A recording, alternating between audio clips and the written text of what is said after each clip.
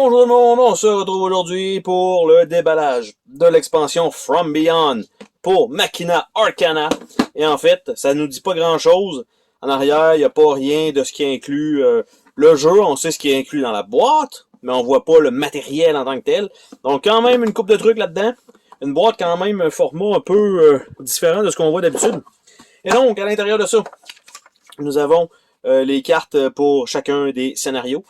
Et nous avons, en fait, sur la feuille, c'est aussi, en même temps, les règlements supplémentaires pour ça. Nous avons par la suite les punchboards qui sont un peu minces, mais c'était peut-être la même chose dans le jeu original, je me souviens pas. Donc, nous avons ça ici, les deux, pour les cartons comme ça. Nous avons des petits standees, bien sûr, pour mettre les personnages à l'intérieur. Nous avons par la suite les fameux cartons que nous allons voir ensemble. Un paquet de cartes qui était un peu sorti. Bien sûr, une fois slivé, je vais dire, ça va être limite à rentrer dans cette expansion-là. Donc ça ici. Et ça ici, cependant, si on enlève le tray, on a amplement de place pour pouvoir en fait, avoir des sacs Ziploc avec les sleeves. Peut-être avec les sleeves ça rentre, peut-être, mais pour l'instant, c'est dur à croire. Donc, les cartes, les nouvelles cartes. Donc, on a les cartes avec les mains dessus. Je me souviens pas exactement c'était quoi. Donc, un Death Spawner. Isopiestic Slingshot. Ça va être les noms, ça va être spécial. Hein? Xerisix Pickaxe. Mauling Club. Harrower. Ogigian Trident. Gatling Gun, toujours efficace. Impaler, Spectral Reflector, Spectral Fan, et on retourne au Death Spawner, donc je vais remettre ça ici. Par la suite, on a les cartes avec genre de petits flocons de neige, qui arrêtent ici. Et ça a l'air d'être des objets consommables. Charmed Flask, Charmed Pouch, Dead Whistle, Sailor's Hornpipe, Spectral Perfume, Winding Wasp, Holy Symbol, Dandeliger. OK. Et on retourne à la... Désolé pour l'accent. C'est des mots plutôt rares que je ne lis pas souvent. Donc les cartes avec le diamant. Bloodlust Ring, qui est quand même bien. Frigoric Shackle. Gas Lamp, Spectral Flasher, Candelabrum, Grimoire of Pain, Wethstone, Symbiote, et on retourne sur le Bloodlust Ring. Encore une fois, le format des cartes est le même qu'avant, un peu différent de ce qu'on a comme grosseur d'habitude. Donc, Labored Stilt, Talaric Calcé, Sturdy Armatus, Abjuring Cuirass, Hosuokulos. Ben oui, c'est ça, ce truc-là. Unable Visor, Ornithopter. Puis on retourne avec ça. Donc, ça, c'était un de nos decks de cartes. Après ça, les autres decks, je crois que c'est plus un genre de truc histoire. Puis là, j'essaye fortement de l'ouvrir, mais wow, il me laisse vraiment pas. Juste avec le plastique, j'ai aucune chance de passer à travers de ce plastique-là. Je me pense que je mettrais ma vie devant... je mettrais une veste par balle de ce plastique-là. D'après moi, je me fais même pas toucher avec ça. Donc, les cartes, ici, ça va être ceux-là comme ça. Et ce sont toutes ces cartes-là. Ceux-là, il y a juste vraiment du texte dessus, donc c'est peut-être un peu moins intéressant pour les voir. Donc, faites une pause... si vous voulez les lire, tout simplement, parce que ça fait partie en fait d'un set, donc avec ce qu'on a là, tout dépendant du scénario. Donc on a certaines cartes, comme là vous voyez ça a changé de set. Donc chaque scénario a un petit set de cartes, donc en même temps ça vous spoil peut-être un peu les scénarios, mais bon.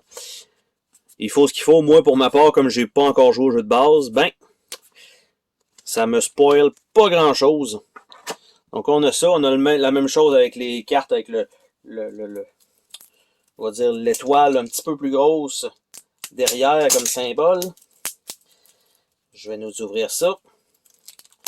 Allez. Donc, juste pour valider que c'est toutes des cartes comme ça, effectivement. Et c'est encore une fois que du texte, donc on va aller quand même relativement rapidement pour ça, parce que ça c'est pas, on va dire, la partie la plus intéressante, c'est plus pour vous spoiler. Ce qui nous intéresse, c'est les grosses cartes. D'après moi, c'est peut-être, je me rappelle pas s'il y a juste du texte sur les grosses cartes, il me semble que non. Donc, quand même, déjà, pour une expansion, je vais dire, pas super dispendieuse sur le Kickstarter sur lequel c'est arrivé.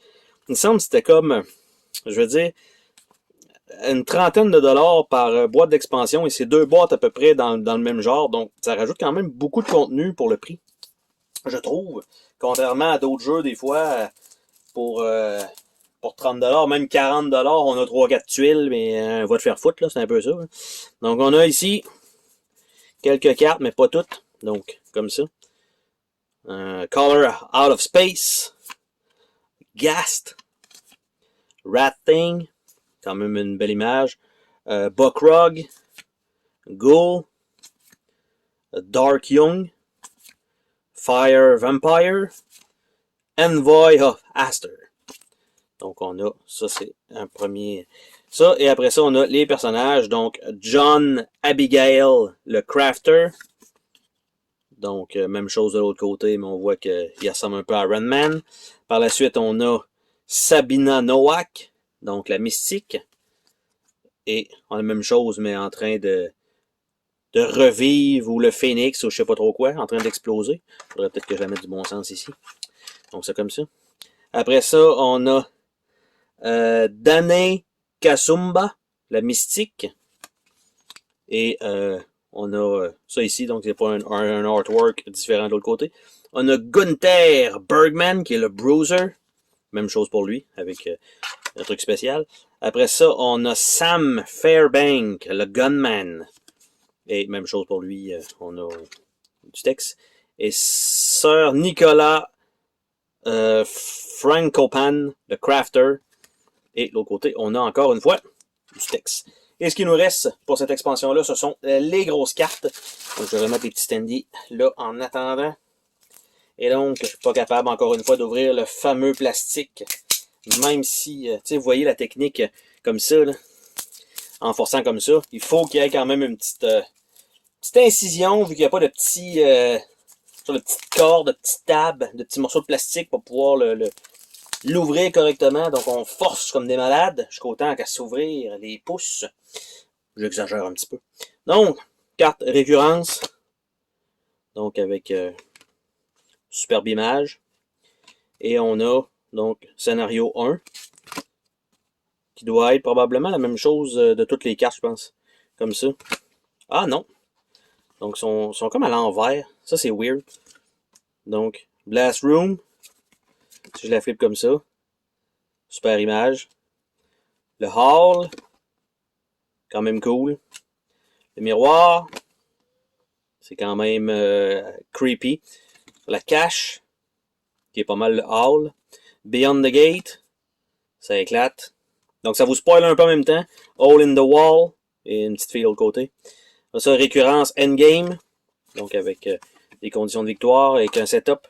Le Blood Trail. Avec des images. Évidemment, si c'est The End, mais si vous avez si vous voulez pas vous spoiler, évidemment, arrêtez de regarder là, pour les images, parce que ça vous donne un peu une partie d'histoire.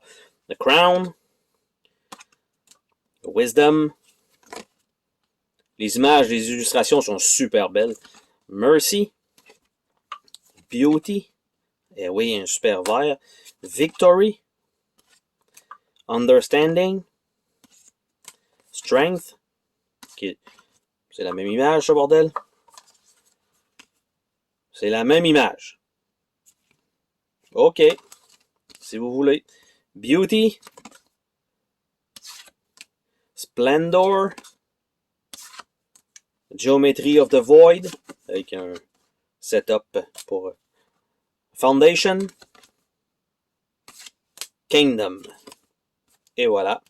Donc, ça, c'est les grosses cartes qu'il va falloir que je remette dans l'ordre, bien sûr. Et donc, c'est le contenu de l'expansion pour Machina Arcana, qui est From Beyond.